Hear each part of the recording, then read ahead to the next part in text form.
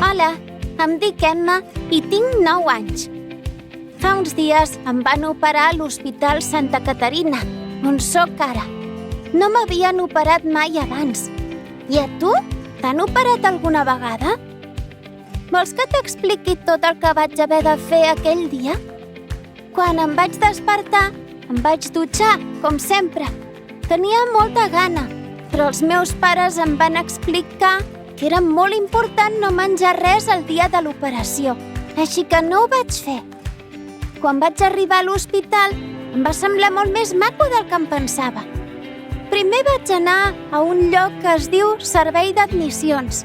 Allà ens van donar uns papers i un braçalet amb el meu nom. En aquest moment em vaig haver d'acomiadar de l'àvia perquè a partir d'aquí només podia venir amb mi una persona. Després, amb la mare, vam anar a l'hospital de dia pediàtric, on ens van rebre les infermeres. Em van preparar per anar al quiròfan. Em van donar un pijama, em van posar el braçalet amb el meu nom i, mentre em feien preguntes, em van pesar, medir, mirar la temperatura, la pressió i la respiració. El que més em preocupava era en quin moment em punxarien, però les infermeres em van explicar que ho farien mentre estigués dormint i que no me n'adonaria de res. Fins a l'hora d'anar a quiròfan, vaig estar molt entretinguda, jugant, pintant. Tothom era molt amable amb mi. Al cap d'una estona em va venir el portalliteres. Anava vestit de blanc i em va portar fins a la saleta d'espera de quiròfan.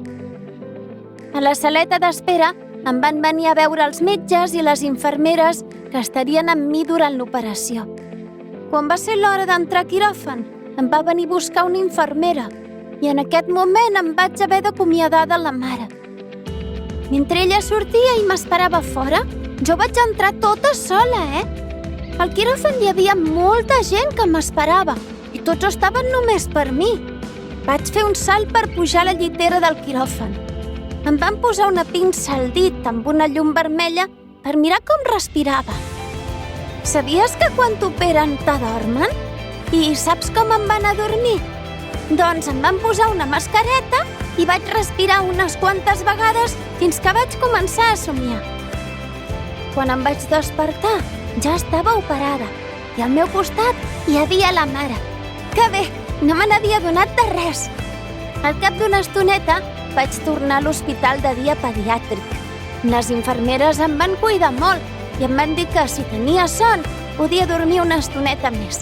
I així ho vaig fer. Quan em vaig despertar, em van preguntar si tenia gana i vaig poder beure i menjar. No vaig poder marxar a casa fins que no vaig fer un pipí i vaig caminar una mica. Abans de marxar, la infermera ens va explicar tot el que havia de fer a casa perquè tot anés bé després de l'operació. Has vist tot el que vaig fer aquell dia?